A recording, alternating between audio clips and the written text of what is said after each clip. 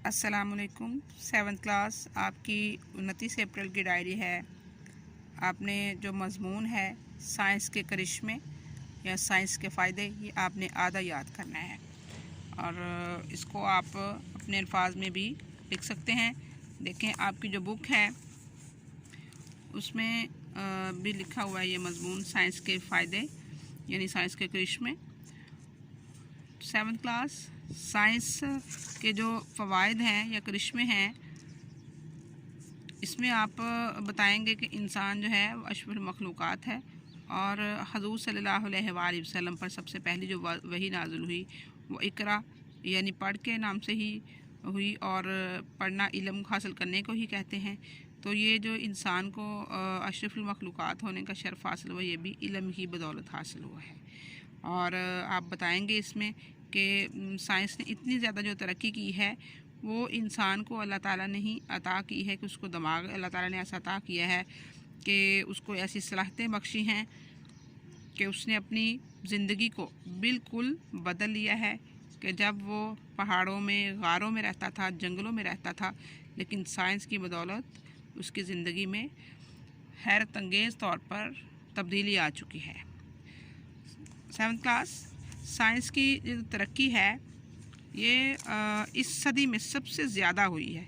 वैसे तो जब का ही मतलब कि इंसान दुनिया में आया है वो तरक्की की मनाजिल तय कर रहा है, लेकिन साइंस की ईजादात की जो तरक्की है, करिश्मे हैं, वो जो 21वीं सदी है उसमें बहुत ज़्यादा हुई है।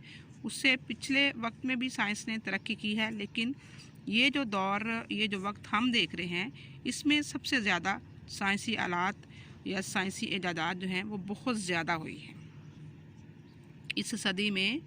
यानी जो 21वीं और जो पिछली वाली सदी गुजरी है, इन दो सदियों में साइंस ने बेइंतहा तरक्की की है।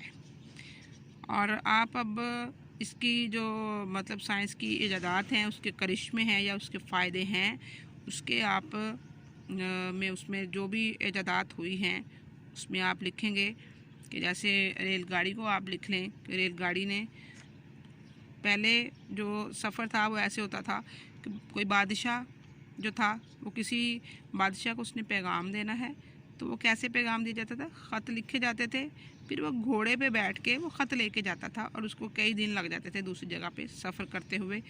कई दिन लग जाने उसको जाते हुए, फिर उसने वहाँ पहुँचना और फिर वो बादशाह का पैगाम देना, फिर वापस आना। तो फिर देखें रेलगाड़ी ईजाद हुई तो रेलगाड़ी ने जो दिनों का सफ़र था वो घंटों में तय कर दिया। तो दिनों का जो सफ़र था घोड़ों पे जाने वाला कई दिन लग जाते थे और अगर दूर दराज इलाकों में तो महीने भी लग जाते थे। उस सफ़र को उन्होंने जो साइंस की ईजाद रेलगाड़ी उसने घंटों में होना शुरू हो गया। महीनों का सफ़र दिनों में और दिनों का सफ़र घंटों में होना शुरू हो गया। मोटर कार जो है, गाड़ियाँ जो है, ये भी साइंस की एक करिश्मा है साइंस का।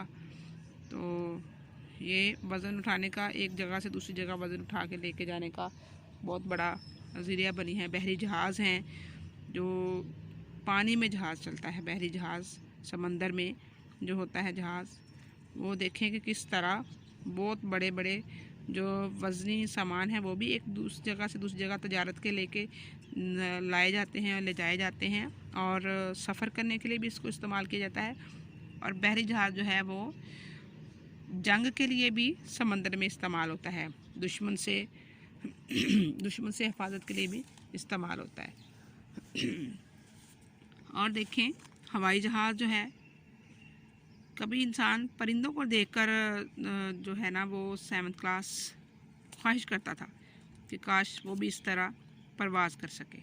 तो अल्लाह ताला ने इंसान को सलाहियतें बख्शी हैं कि उसने अपने इल्म हुनर से इतनी तरक्की कर ली है कि जिस तरह परिंदे आसमान पर उड़ते हैं उस तरह जहाज़ आसमानों पर उड़ता है और इतना भारी भरकम, और उसमें कई मन जो है वज़न वो उठा के जा सकता है, मुसाफिर लेके एक मुल्क से दूसरे मुल्क के। देखें कि कितने कितने दूर का जो सफ़र है वो जहाज़ मुसाफिरों को लेके करता है और आसमान पर परिंदों की तरह उड़ सकता है। ये भी साइंस का एक करिश्मा है। तो रेडियो और टेलीविज़न भी एक आवाज़ जो है वो कई मील का सफ़र सिर्फ लहरों की वजह से करती है। पहले तो जो रेडियो है वो बहुत मतलब साइंस की एक उसको ईजाद बड़ी हैरत अंगेज़ ईजाद कहा जाता था कि एक जगह से आवाज़ जो है वो बोली जा रही है तो वो कई मील दूर जो है वहाँ सुनाई दे रही है।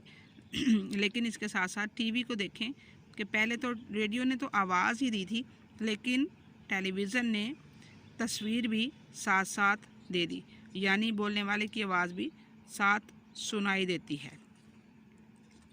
और इसकी साइंस की एक और ईजाद फ़ोन और वायरलेस भी है। ये भी हैरत अंगेज़ ईजादात हैं, ये भी एक साइंस का करिश्मा है।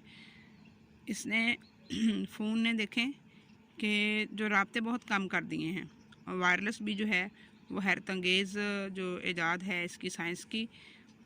और इसमें देखें राब्ते भी कम हुए और इसके फ़वाइद भी बहुत ज़्यादा बढ़ गए इससे।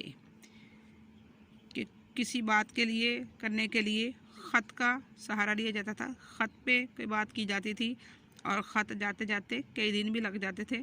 जब तक के ख़त एक शहर से दूसरे शहर पहुंचता काफ़ी दिन लग जाते थे, काफ़ी टाइम लग जाता था। लेकिन फ़ोन और वायरलेस ने पैगाम रसानी का जो काम है वो बहुत आसान कर दिया। कोई पैगाम पहुंचाना हो किसी भी जगह तो वो जो है वो फ़ोन से और वायरलेस से बहुत टाइम पे हो जाता है। 7th क्लास आज हम इसका इतना ही करेंगे, कल इंशाअल्लाह अज़ीज़ हम इसका बकिया हिस्सा करेंगे।